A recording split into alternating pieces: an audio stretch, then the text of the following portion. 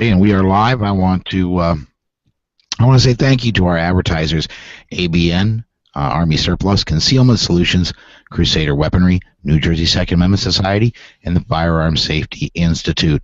Also, I want to say a special thank you to the Firearms Policy Coalition, who is a title sponsor to our show. Please check all of them out. We'll be going here in just a minute. We're just doing some final last-second edits to the show notes and getting things ready to fly.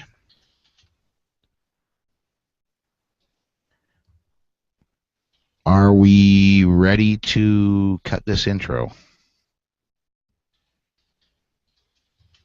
Well, I think I had at least 3 people in it. Did we edit it down to 2? Is Susan? Okay, Susan took old Gary. Yep. Okay, sure. Let's do it. Okay, here, let me make sure my recorder's ready to go. Yep.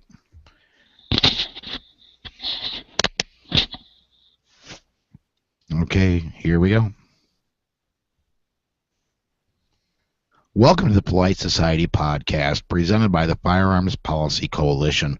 We're recording live on Sunday, November 30th, 2014. I'm Paul Lathrop. I'm Robert Morse. On tonight's show, we interviewed Derek of Prepper Press. I'm Susan Lathrop, and boy, did you listeners buy a lot of guns on Black Friday. So climb aboard. Strap in. And hang on. Episode 289 of the Polite Society podcast starts right now.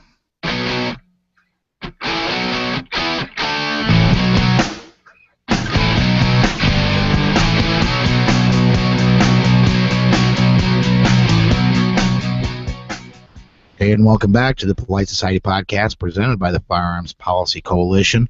We're going to start off with our personal news segment, and the list of faces on the bottom of my screen is extremely short this week. Rob, it's just you and me and Susan here today, so guess what? You're first, man. What's up? Well, that way, if you say something rude, I'll know who you're talking to. Exactly, because I sure wouldn't say it to my wife. That's right. Or if you snicker, I'll know whose jokes you thought were funny. Finally got a chance to shoot the Mosin Nagant that I bought from John and got it sighted in.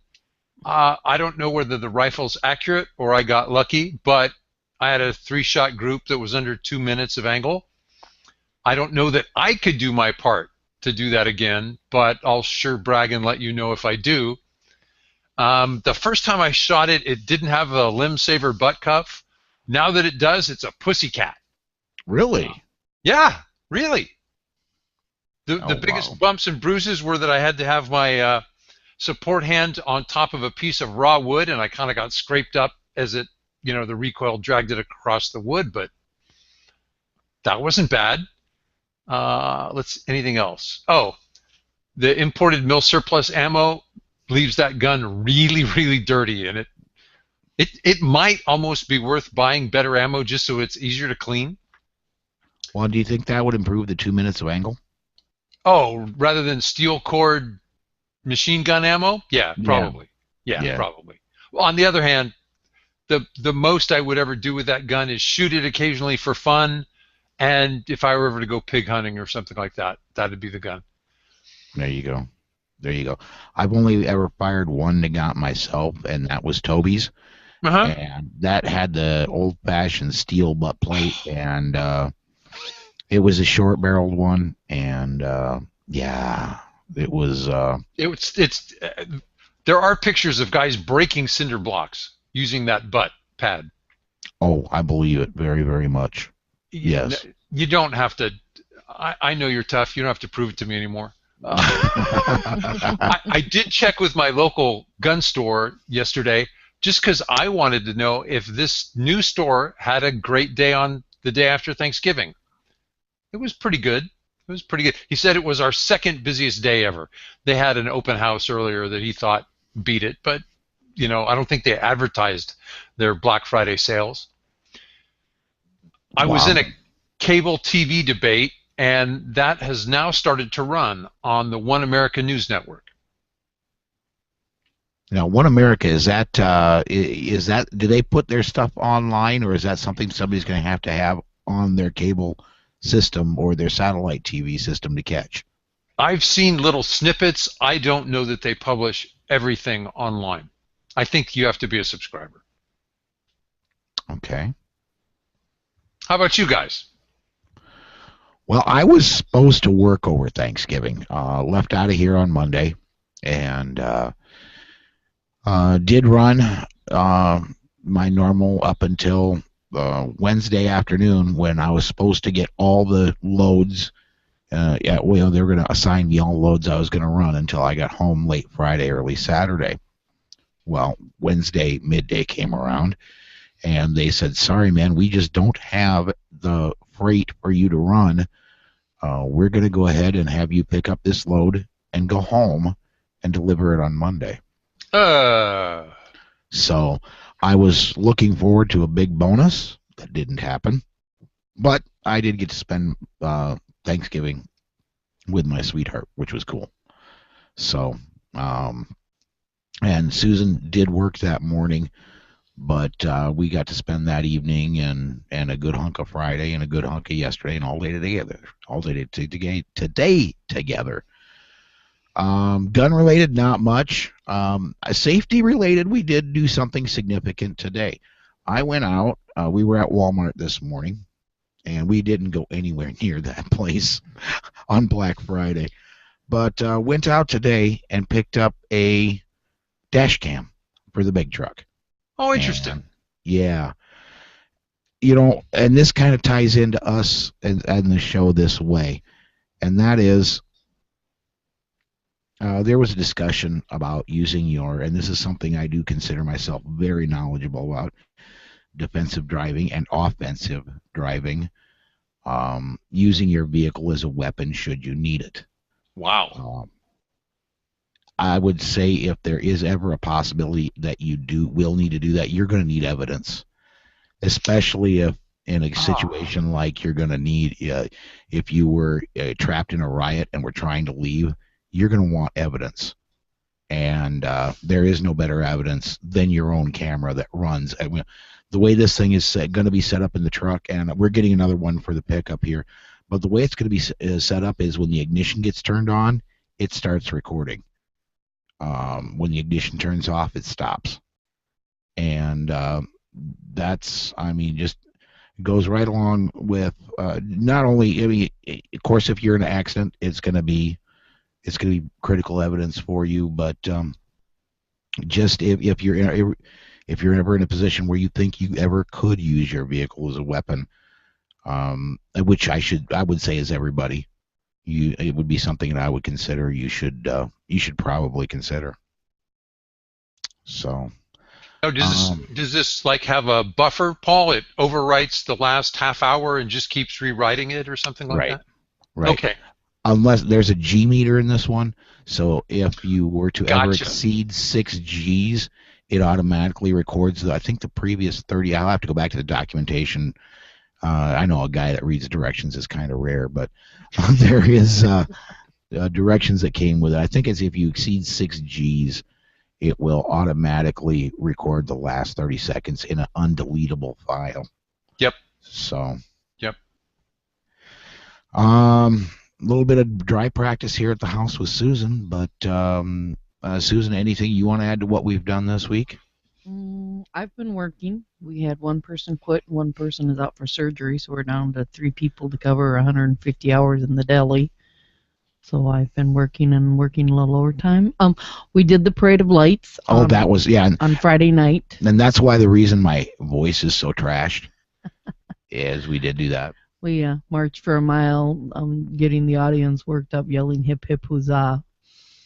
Then I worked a little more and did some dry fire and went shopping, and that's about it for me. Yeah, that Parade of Lights, that was fun. I put pictures up on my personal Facebook page. We lead the parade basically. There is the Grand Marshal that goes in front of us, and the color guard, and they were like at warp 3. And they took off, and I swear that golf cart was rolling smoke off the back tires. But we kind of, mosey on down the parade route, and this is the day after Thanksgiving, and It's rather chilly. I mean, it was a nice evening for late November in Sioux Falls, but it's in the 20s, and we've got, what would you say? I was easily 3,000 to 4,000 people on that parade route. Wouldn't you say? There's usually, I think last year they said there was like 8,000. Yeah. That were along the whole length of it. So what we would do is, between me and one other guy that's in the Renaissance Festival, we would each walk down one side of the street, and we'd say, "East side, you can do a whole lot better. You can be louder than the west side, right?" And we would then, play that game all the way down the 1 mile parade route. Well, meanwhile, I am to do this. I am pretty much top of my voice and egging the people on, and so that's why over the period of about 45 minutes, I did hip hip. Huzzah! Yeah, I did that a number of times, and so that's why my voice is a little hashed out today. So that's kind of been it for us for the week. That's what we've been up to.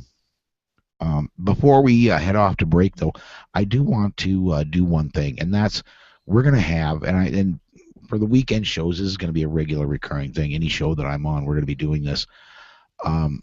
We're going to be having 3 training programs come to Sioux Falls next year. The first one coming up the middle of May, and you can get to this one. You can sign up through handgunworld.com. But Bob Main and Ben Branham are going to be coming up and doing their Beyond Concealed Carry Enhanced training. And it's going to be a 2-day class. Really super cool. This is, believe it or not, most training programs you cannot use 22s. They'll even let you use a 22 handgun on this. Any level of experience. We're going to be doing shooting on steel. We're going to be doing some hostage situation stuff. I have to work it out with the range yet. I don't know if we can do working from within a car there or not. It's kind of a tight place to be doing that there. But we're going to be doing a lot of really cool stuff. And the course, a 2-day course, a 500-round course, normally is $350, and if you get signed up by the end of the year, so you got just about a month to get it done, it's only $300. So you're going to want to get in on that. Also, we've got, and it's going to go live here very, very soon, where you can get to this one at nighthawkcustomtraining.com.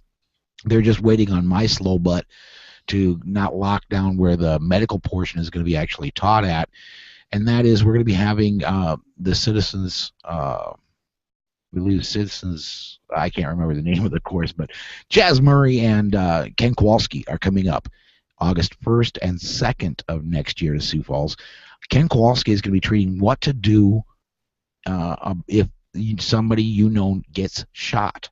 He's going to be from the medical point, and including some ways you can even treat yourself if you were to happen to get shot. We're going to be doing that on Saturday, and then on Friday, on Saturday, and then on Sunday, we're going to be doing the range portion, which is going to be Chaz Murray and John Hodaway. And what's really cool about putting these 2 together is on Sunday you get to practice a little bit of what you learned on Saturday, so it's ingrained that much deeper. And the registration will be up on that one fairly soon. And then finally on August 14th and the 15th, I believe the date's in. It's the middle of August, a Saturday and a Sunday. We've got Kathy Jackson coming back up to do the Cornered Cat class in Sioux Falls. That one is going to be registering through me personally. So if you're interested in doing that one, email me, Paul at politicsandguns.com, or you can email Susan at politicsandguns.com. We can get you all the information, everything you need, and tell you where you can pay for it and all that good stuff. So 3 good training programs coming up. I was going to tell him on the Kathy Jackson class, you might as well just email me, Susan at Politics and Guns, because if you email him, he's just going to forward it to me anyhow. Yeah, pretty much. So that's it. We're going to go ahead and jump off to break here. We got a lot of news to do when we come back, so Susan's going to be really busy, and we will be right back right after this. Wow, with just 3 of us, we were still at 13 minutes between open and intro.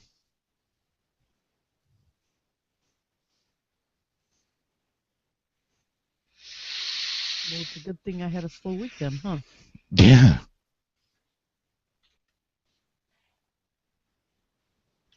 Okay. Okay, we ready to do news? Let me do one more cut and paste. Okay.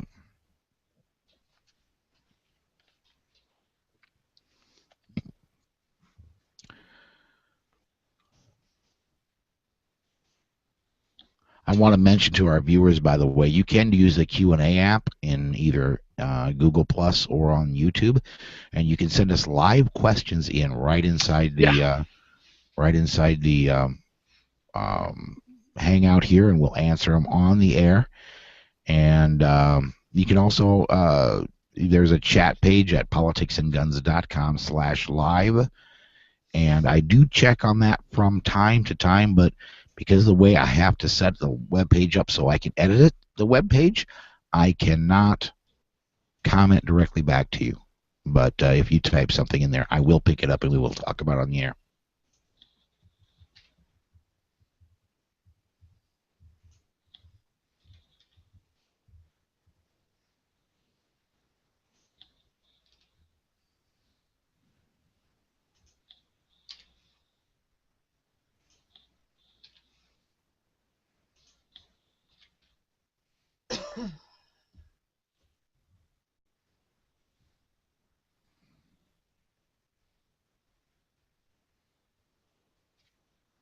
Okay, we got 10 news articles. 10 and 15 minutes. That's going to be kind of quick. Let's just break it up into 2 groups of 5. What do you think? There you go. So after number 5, I'm going to go ahead and... Oh, you're already doing it. Okay, cool. He's good like that. Telling you. We should keep him around a while. I know. Yeah, my wife loves me for my typing skills. Okay. Hey, Rob, while I'm thinking, you know what? Remind me to talk about what I wanted to talk about when we go off air later. Yes, okay, will do. Okay. And I have to ask you about that, WordPress format for that, for the audio that would play live on a website. Okay. Yeah. Okay. Cool. We can, yeah. Let me step around here for just a second. I want to grab one more soda and I'll be ready to rock and roll.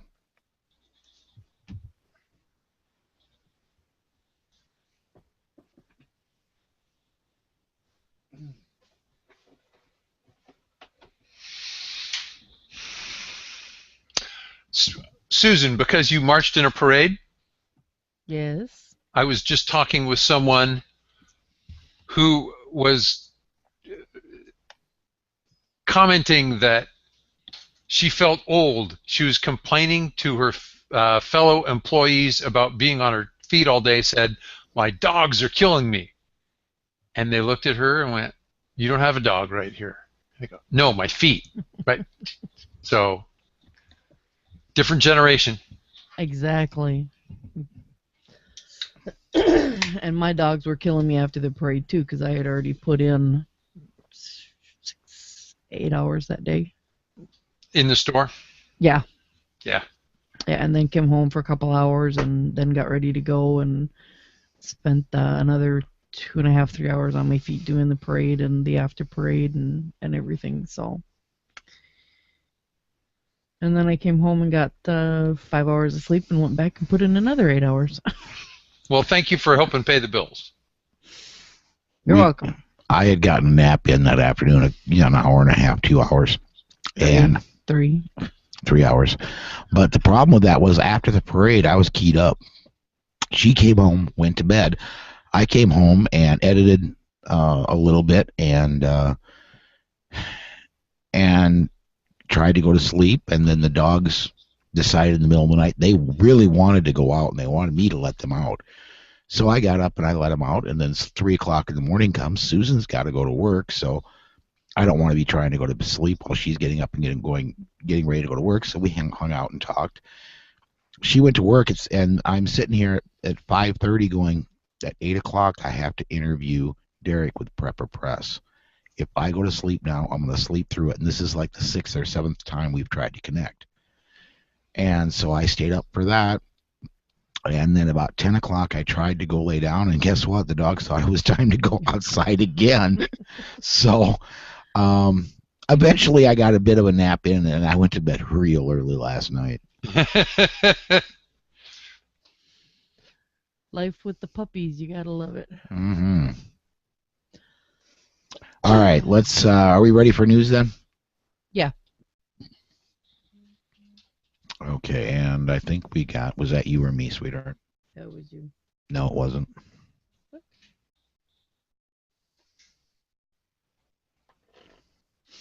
Got too many windows open.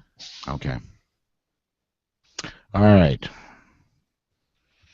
Read on, Susan. Okay. Here we go. Coming back in 5.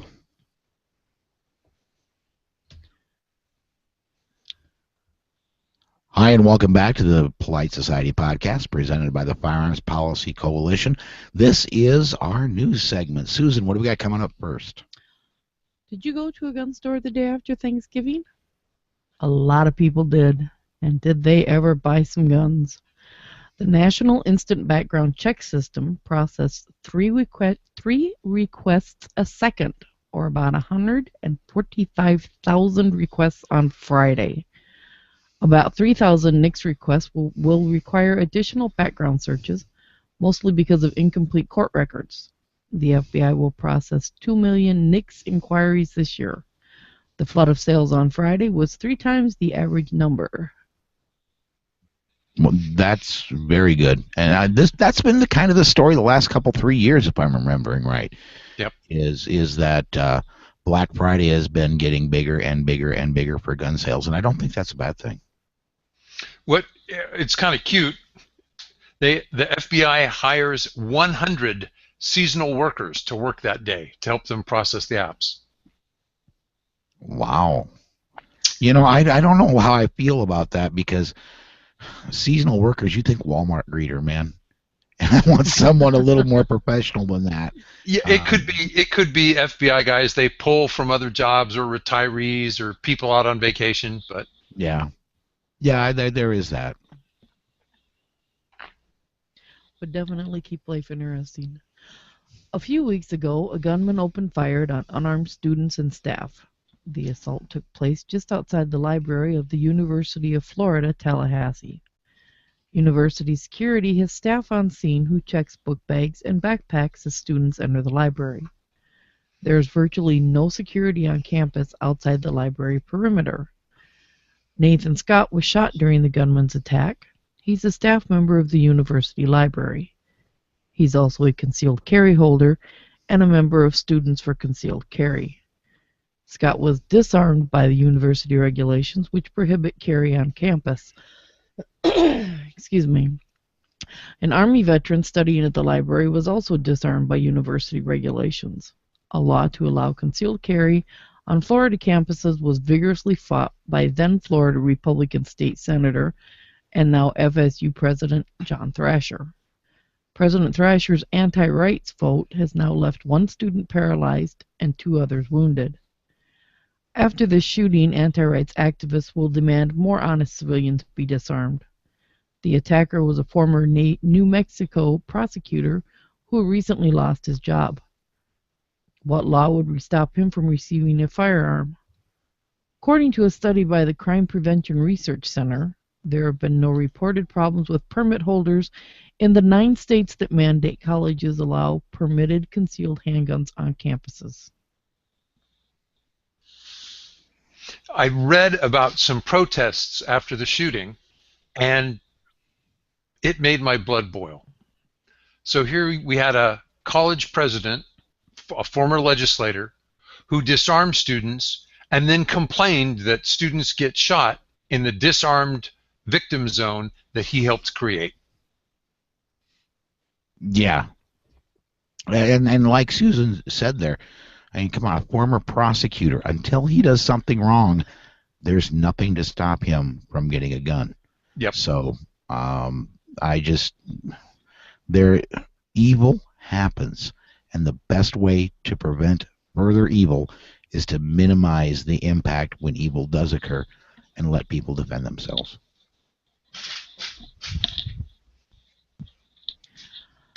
I'm sure you heard that the grand jury in Ferguson, Missouri, no-billed Officer Darren Wilson. You might have heard that 2 New York Times reporters published Officer Wilson's address. I bet you didn't hear that address and phone numbers of the two reporters were then made public on Facebook. Now, Chicago-based New York Times reporter Julie Bosman is calling the Chicago police at the 20th District Station every few minutes. She complained about people harassing and threatening her. It seems she keeps getting fast food delivered to her address, food that she didn't order. She's also getting hate calls and hate mail. I suspect she's receiving exactly the same type of treatment she expected Officer Wilson and his family to receive. Anyone wonder why she's calling those mean racist men who wear blue uniforms and carry guns?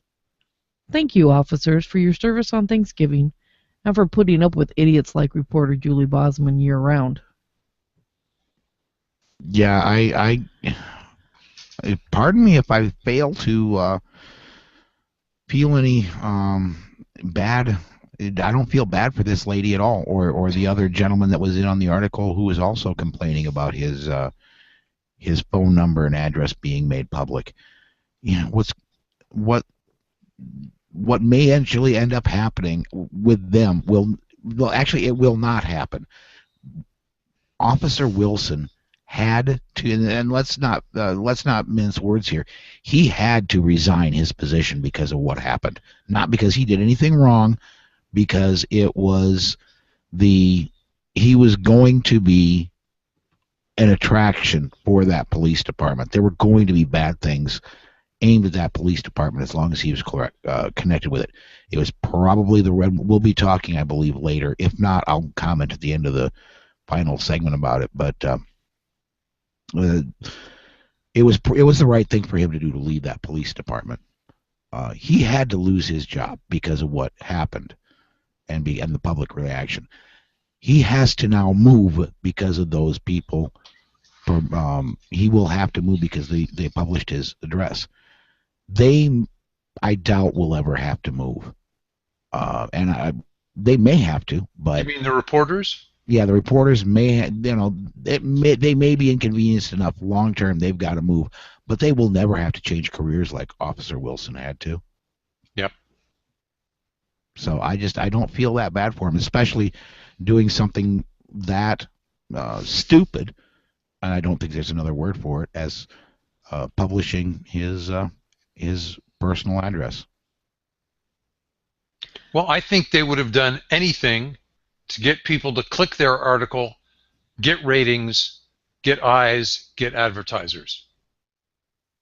Guess what? Other people did the same to them, and they don't like it. Too bad. Amen. Maybe the New York Times reporter should get a gun. After she waits a month for the required Illinois firearms owner identification card, and then waits the required period after she buys a gun, she could go to a local gun store and buy that gun. Except there aren't any local gun stores in Chicago. She could learn how to shoot at the local range, except the Chicago City Council has outlawed gun ranges in and near Chicago. Getting a gun is a good idea because saying that the Chicago police will protect you isn't very realistic. The Chicago police are able to identify the criminal in only a quarter of their murder cases, and a smaller fraction of the 2,000 shootings in Chicago each year. The Chicago police have pulled staff from high crime areas so they can protect the well-to-do neighborhoods. That's the city where she decided to out Officer Ferguson. Or, sorry. Officer Wilson, yeah. Wilson, yeah. Yeah, and, we've heard again and again and again the Supreme Court case, and I cannot remember the name of it off the top, but the police are not required to protect us. And I do find it curious. I hadn't heard that yet, that the police had been pulled from the high crime areas so they could protect the nicer neighborhoods. I hadn't heard that yet, but it doesn't surprise me because that's where the political donors honestly are coming from. Do the people that vote matter to politicians? Yeah, every time they come up for re-election, whether it's a 2, 3, 4 year term, whatever, the voters matter to them in the few months before that election. I hate to be, really pessimistic about it, but what matters to them 24/7, 365 is their donors. And hey, Paul? Yes, sir. I just read this breaking report about Julie Bosman, the reporter. Her husband works for Eric Holder at the Department of Justice. Imagine that. Holy cow. I wonder how high up in the Department of Justice he is. Yeah, like, I want to out this. Leak me some information, hubby. Wow. Mm-hmm. Holy smokes. Wow. This story was sent in by listener Scott from Texas. One gas station in Ferguson, Missouri was brightly lit up all night while other stores were closed, dark, and boarded up. The open store also had armed guards. Unpaid armed guards. They were armed black men who volunteered without being asked. Many, but not all of them, are former employees of the gas station owner. The gas station owner is white. At first there were some issues with the National Guard, but those problems were ironed out once the National Guard learned who belonged and who didn't. The volunteer security team open-carried slung ARs and some holstered handguns. Doug Morello owns the gas station. He said his store would have been burned to the ground many times over if it weren't for the armed volunteers. Morello's father bought the station back in 1984. One of the volunteer guards said, "He's a nice dude. He's helped us a lot." This black volunteer lived a short distance away from the store for most of his life. Together, the volunteers chased away several groups of teenagers. They've had to display their weapons and threaten the thugs who tried to rob the gas station. That is news about responsible gun owners you won't see on CNN. But now you know. Yeah, the next time somebody says, "Why do you need more than 6 rounds in your revolver? Why do you need to carry an AR?" These men needed those weapons to save lives and property. Good for them. Responsible gun owners. Absolutely. I've heard stories of a group of Oath Keepers that have done similar things this past week down in the Ferguson area, and helped out some most specifically it was a young lady that had, or I don't know her age, I may be misspeaking when I say young lady, but a lady who had built up a business of a bakery, and she started by selling out of her garage, and she eventually built up enough where she could have a storefront. And during the first riots, when the incident happened, her business was almost totally trashed, and this group of Oath Keepers came in and protected her business when the most recent riots were going on. So, well, we're going to go ahead, and that's about halfway into our news. We're going to go on. This is a good place to step aside for a break. We're going to do that, and we've got our next news segment up right after this.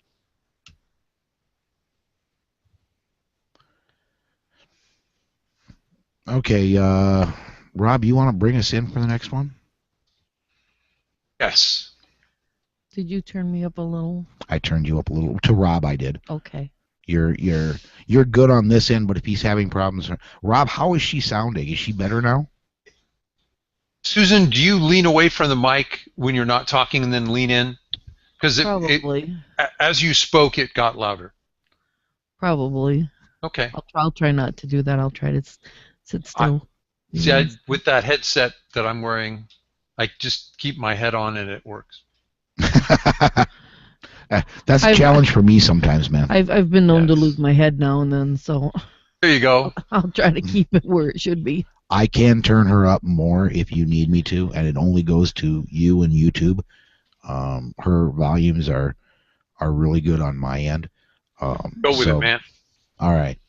But if you need it, just put another message in chat. And oh, by the way, to the you got to go pull it up again. We did get a Q&A come in from Surrey Health Heath residents.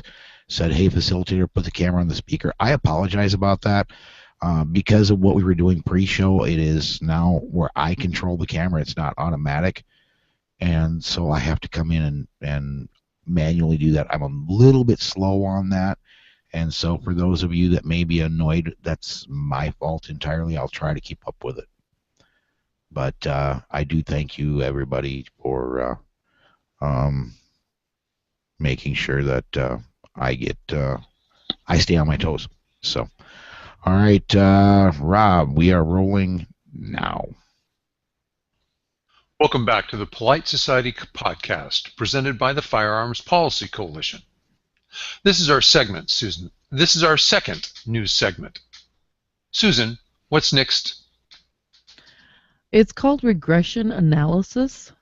This is a type of statistical analysis that tries to determine cause and correlation from social science data.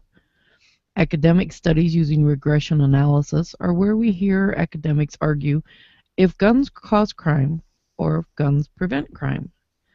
Dr. John Lott knows the data and how statistics can be misused. Dr. Lott recently published a rebuttal to an article in the Washington Post.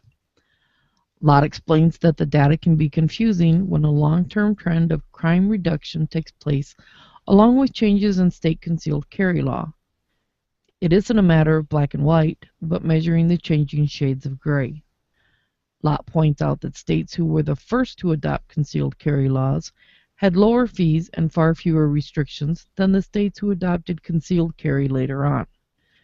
The early states had many more concealed carry holders precisely because they imposed fewer restrictions. Those states who were the first to adopt concealed carry also had the largest drop in crime. Smaller reductions for the more restrictive states is exactly what the more guns, less crime hypothesis would predict. 2/3 of peer-review research by economists and criminologists find that right-to-carry laws reduce violent crime. Do you remember we just had a guy, his last name was Gruber, who was caught telling the truth? He said, we manipulated the data about what Obamacare would do, what it would cost, and the reporters and the American people were dumb enough to believe us.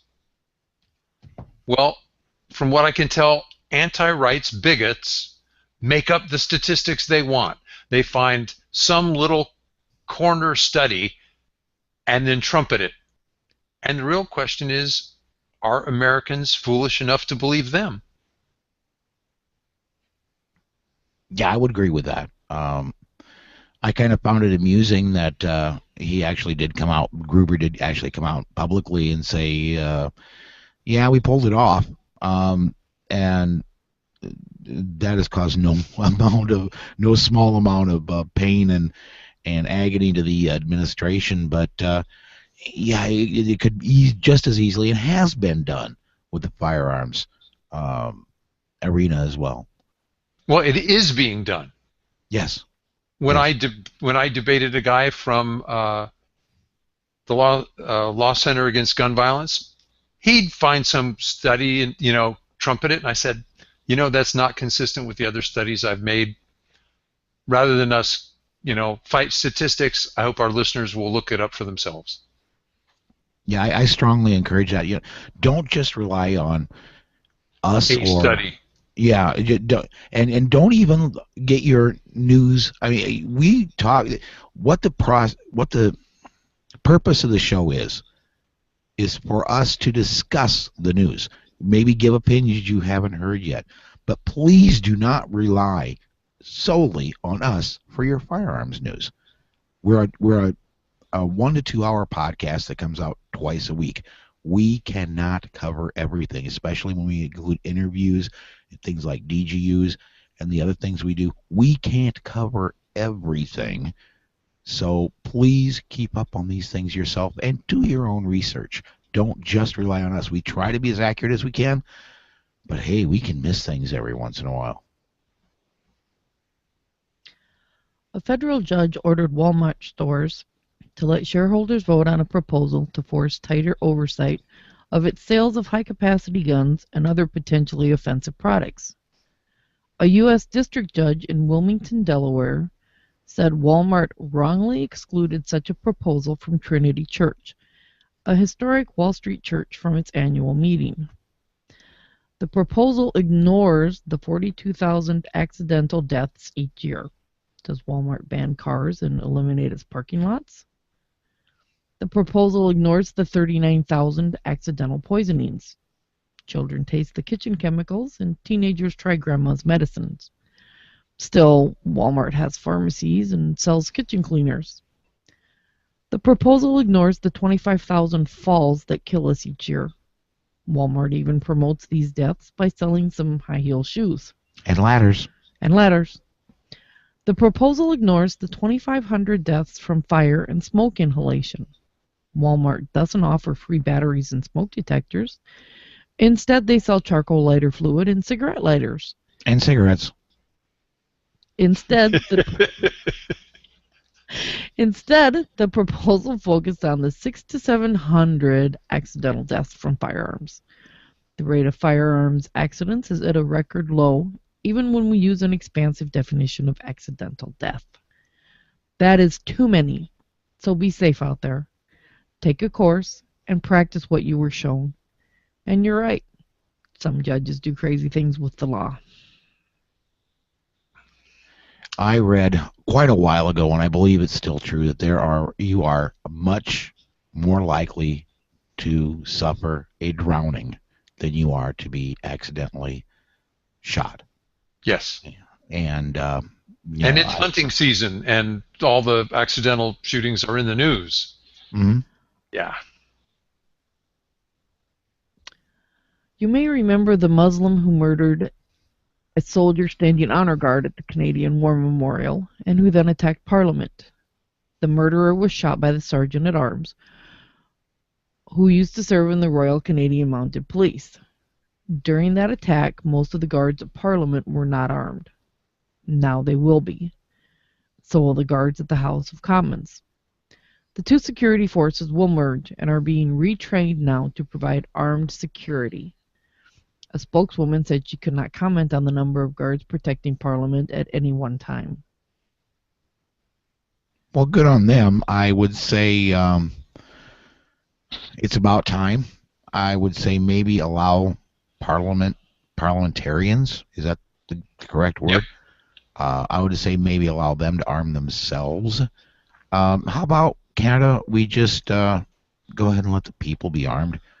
If somebody goes nuts and there's a bunch of people around them armed to protect themselves, you're going to have a lot lower casualty count.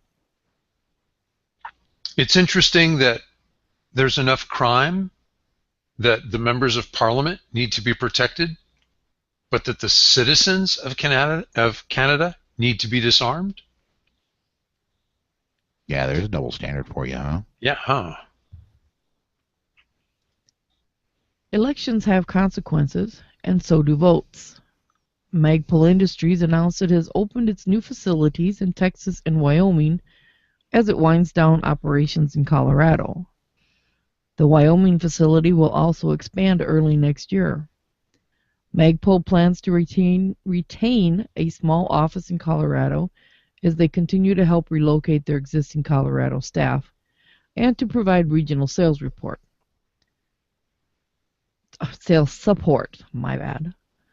Magpul officials said that they will continue to support gun rights in Colorado even after moving their headquarters and production facilities out of state. Magpul was the largest firearms company to announce it would leave Colorado after Democrat Governor John Hickenlooper signed 3 gun control bills in March of last year. The company ran its manufacturing and corporate operations from facilities in Erie, Colorado. Company CEO Richard Fitzpatrick said Texas and Wyoming were selected based on factors that included support for individual liberties and personal responsibility. The company is known for its polymer firearms accessories. Colorado lost the direct and support jobs from Magpul that totaled over $85 million a year. What I like about this is Magpul said, we're leaving. If you do this, we're leaving. And everybody said, yeah, right. They did it. And it looks like they are going to eventually bring their Colorado staff down to zero. It's going to take a while. And Magpul's not a small company. Mm-mm. And it's going to take a while for them to get down to zero, but I think they will do it.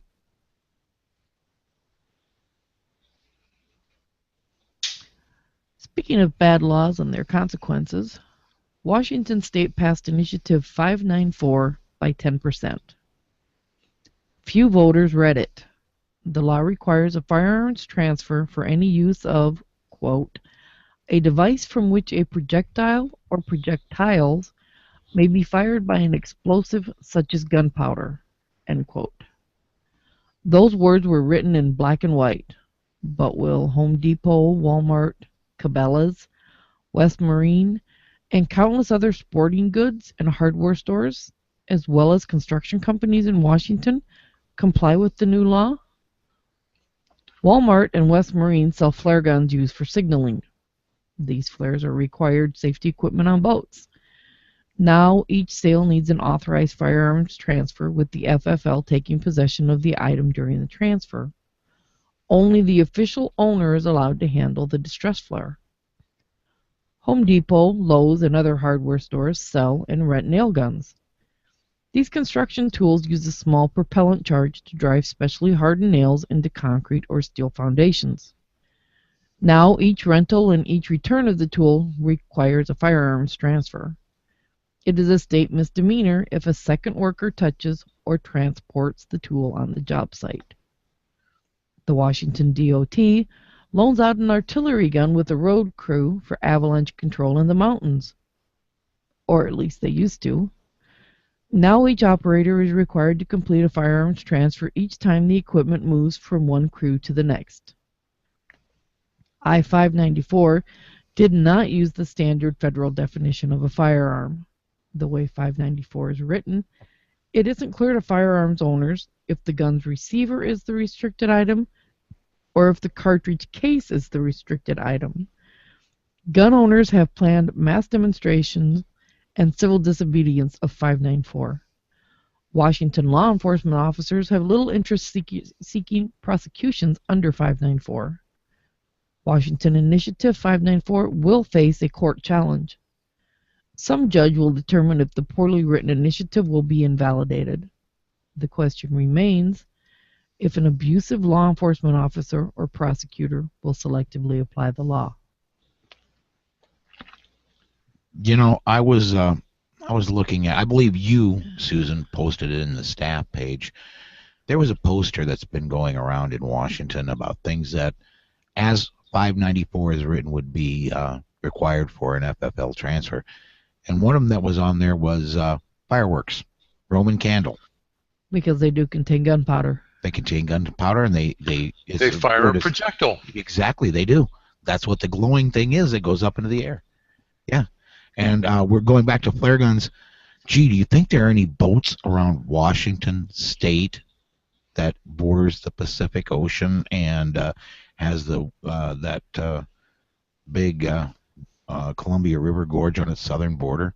Do you think maybe there's some boats there that people might be inconvenienced about that?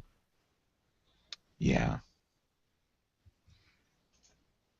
Bad laws make for really strange consequences. Somehow, the media never told us all this crap was buried in that law. And I'm just wondering how it's going to be. I would be shocked if there's not already planned. The thing hasn't gone into effect yet, but there's already planned lawsuits. The first ticket that gets written, or the first charge that gets brought, I'm sure there's going to be legal challenges to this thing. But unfortunately, the way I understand things, and maybe this is something we should talk to John Pierce about, but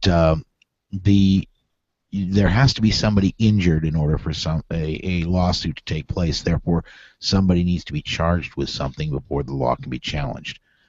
And that's unfortunate because this thing it's a long time ago. I described when not Nancy Pelosi, senator from California, not boxer, Feinstein, when she right after Sandy Hook proposed her gun control legislation in the Senate, I said it was a huge steaming turd that got left in the floor of the Senate. This is the same thing in the state of Washington. It's just one huge steaming turd that got approved by the voters. I'm pretty sure we're going to have Miko Temsky back on the show, and the question I don't think is well, the question will be, what can he tell us as they're working on their challenge to this bill? Yeah. Yeah. Rob, I know you brought up the gun quote. I seen that in our discussion page. Do you want to go ahead and read that then, man? I'd be glad to. Quote, President Obama has nominated U.S. Attorney Loretta Lynch to be the country's next Attorney General. Lynch is a curious choice, as she has no previous experience in running guns to Mexico. That quote is from comedian Jody Miller. Hang on, everybody. We'll be back after this. Awesome. Okay, so just the two DGUs, right? Yep. Yep.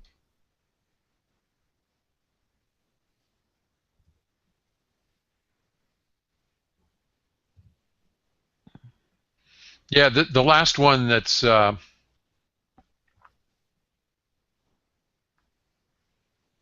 I got to get rid of that last part. Yeah, what a turd.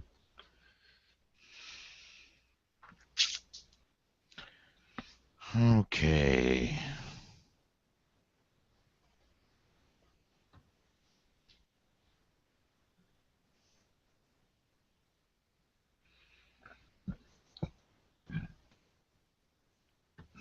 All right, are we ready? Yes. Yeah.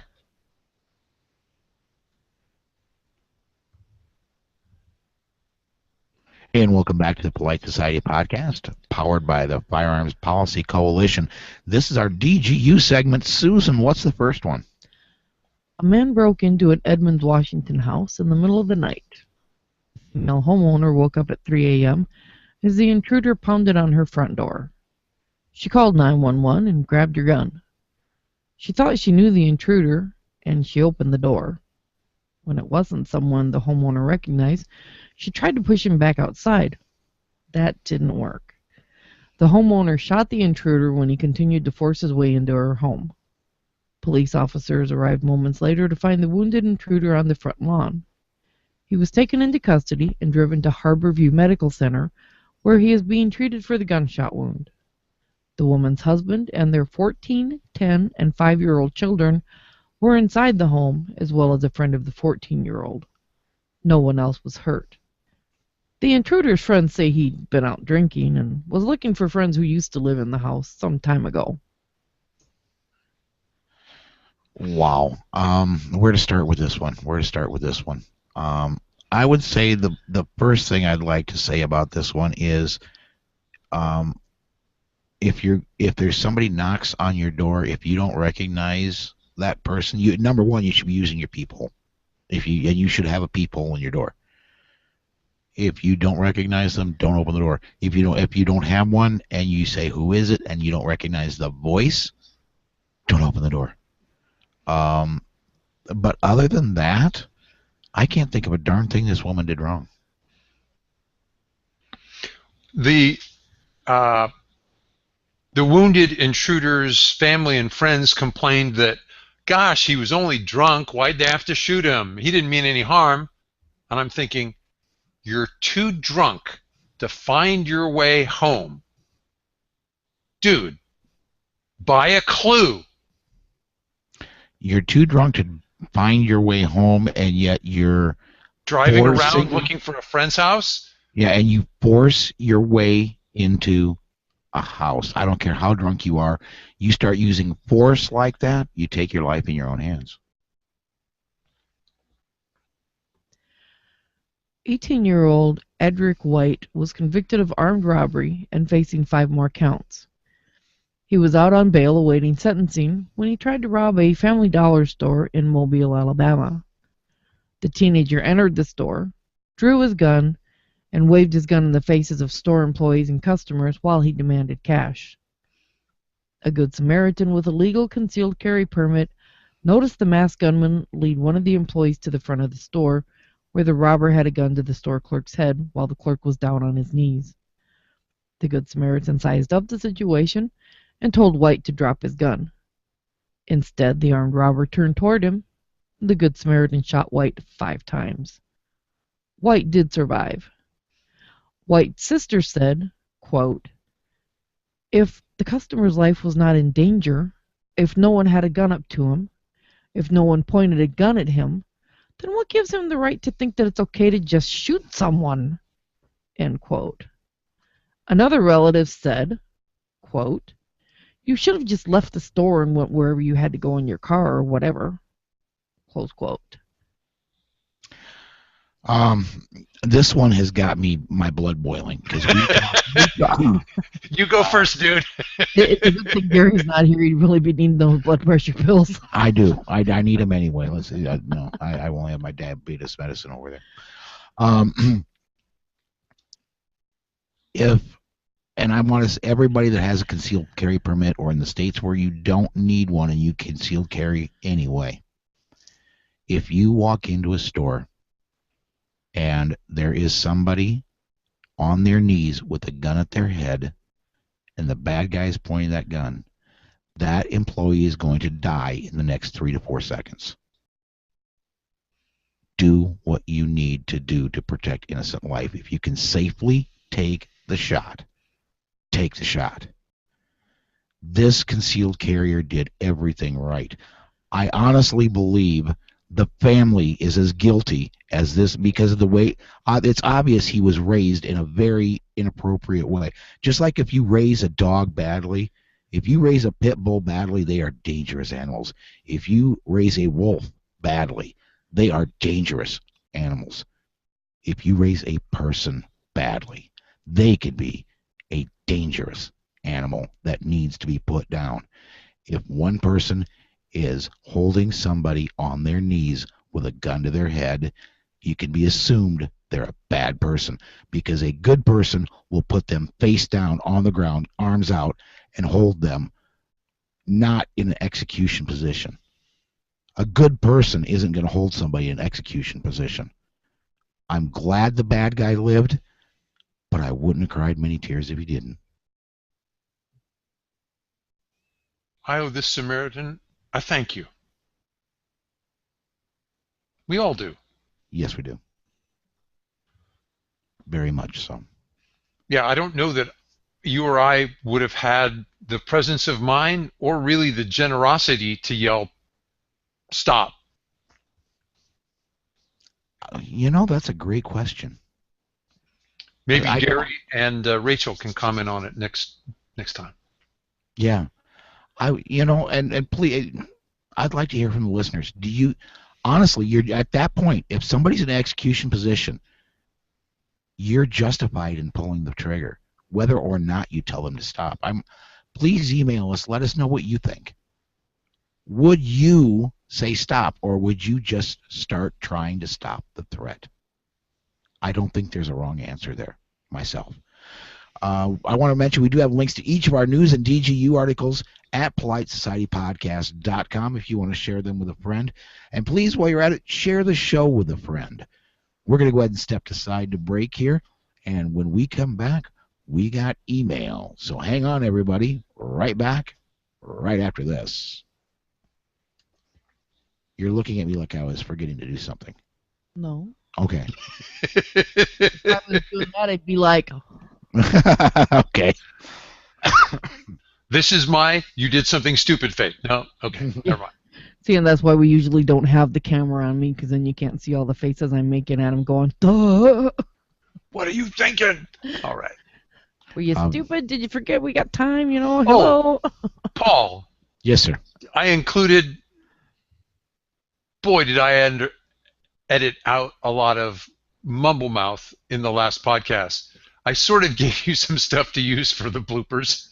Yeah, they actually rolled after. I've got that's remind me. I want to talk about that too after we go off the air. Okay. I should have mentioned that in the personal news segment. Okay. So for our live viewers, everybody, we got some bloopers coming up in some of the upcoming shows. So besides watching us on YouTube, you should be downloading us as well. That's going to be our Christmas present to our listeners. Is we will have one show, about an hour, filled with nothing but bleeps, bloopers, and outtakes.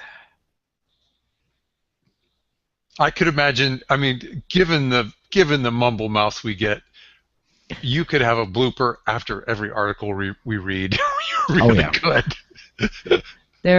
Some of these are very interesting. I mean, there are Darth Vader voices going, "'Cause I run the podcast, that's why." Okay. Exactly.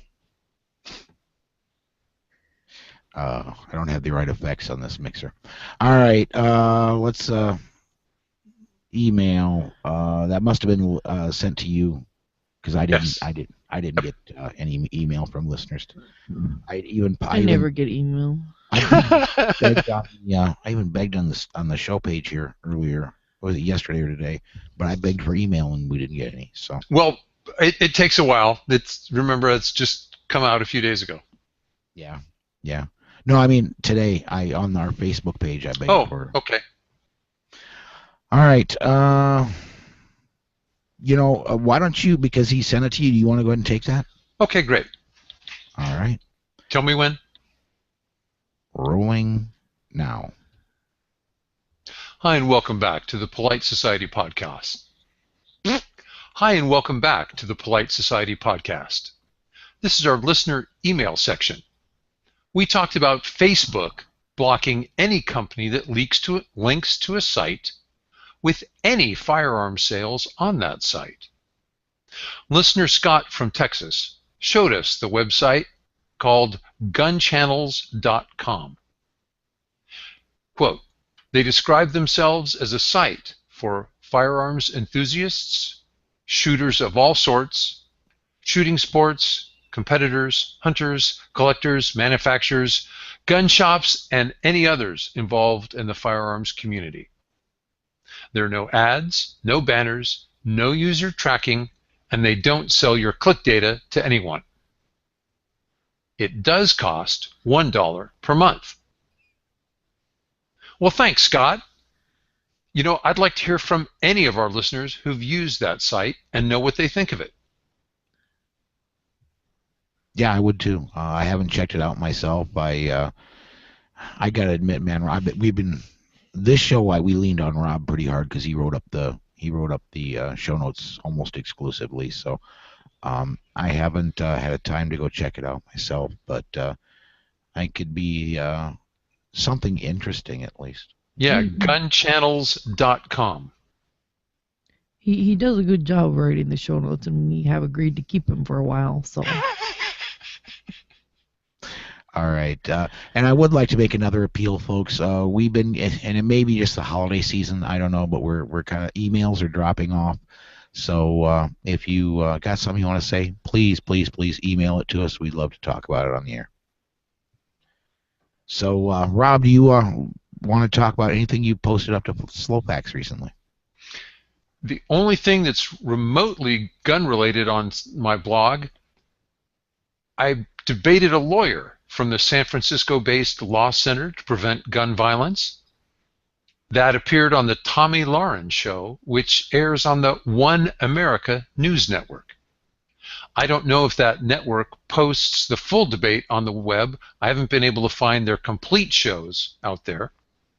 But they did post a partial video of the debate on, it's both on my blog page and it links to their YouTube site.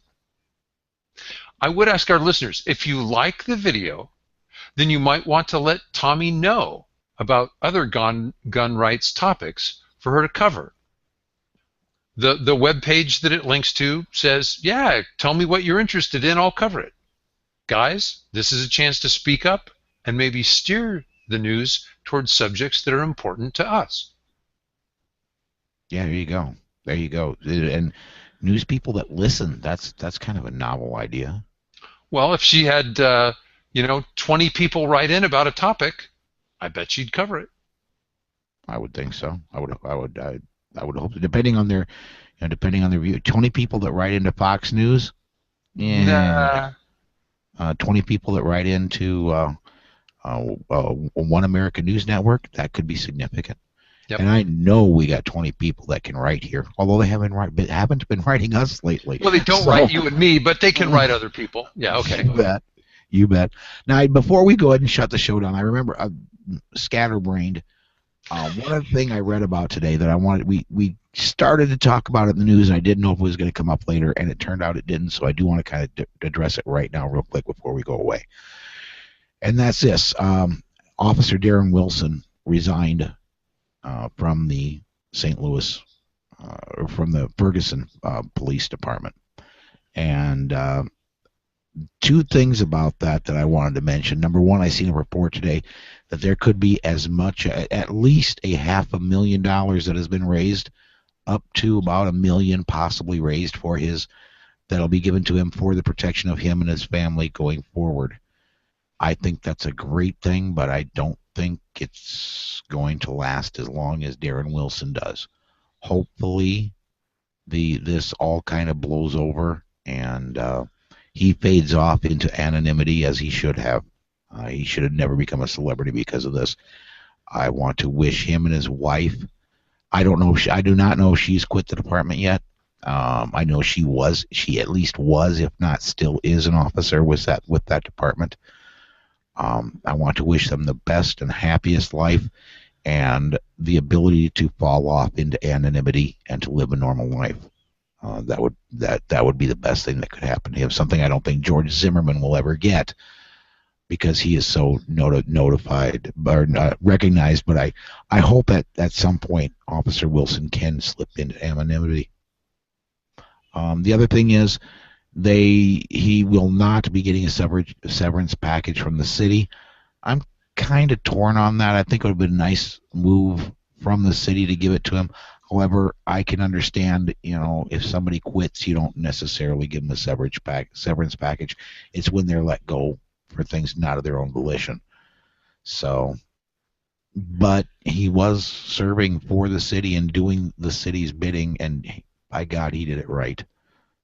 So that's kind of what I wanted to cover. Any comments or? I agree. What I find interesting is that black woman's bakery that was burned down has been crowdsourced so maybe it's enough that she can get started. Officer Williams, it's not enough to retire, but maybe it's enough for him to start over somewhere else. I like the fact that people have stood up and taken responsibility for problems and helped solve them themselves. Yeah. Yeah, they don't need the government. There's one. I don't know if this is going to be an on-the-air rant in the future, or if it may turn out to be one of the very rare blog posts that I write. But I want to tackle a subject, basically the people going back and covering things they should be doing for themselves rather than relying on the government. And it's something you covered something similar to that yourself, Rob, a while back when it was a post of something to the effect of the more we do for ourselves, the less we need government for. And, I don't know where that quote originally came from, but it was the larger the government, the smaller the citizen. Yeah. Remember that? Yeah. I remember that quote. I can't remember where it came from. So, but I do think that is going to wrap up the show for this time. Rob, you going to be on the Wednesday show? Because I don't have anybody else to ask. I won't be. Susan won't be. Are you going to be on the Wednesday show? I hope so. John and Rachel have said they can slink back by Wednesday. Yes. Okay. I got to, and just, for the listeners, I got to talk to you all on a Skype call very briefly on Wednesday. I was just getting the truck parked when you guys were starting to record, and I was able to sneak in real quick. Boy, I hope she can join us on a weekend show soon. I understand why she can't, and I don't. We tease her. She does not get to escape unscathed, Paul. We go, are you sure you're not allergic to us on the weekends or something? She goes, no, I really want to get back. I'm trying. Just busy season, busy lives. I think we'll hear from her soon. I hope so. Well, I think that does wrap up another episode of the Polite Society podcast, powered by the Firearms Policy Coalition. I'd like to thank Derek Prepper Press for coming on and joining us today. And I'm looking forward to coming back and talking to you next weekend. Until then, stay safe. Be aware. And we'll see you down the road.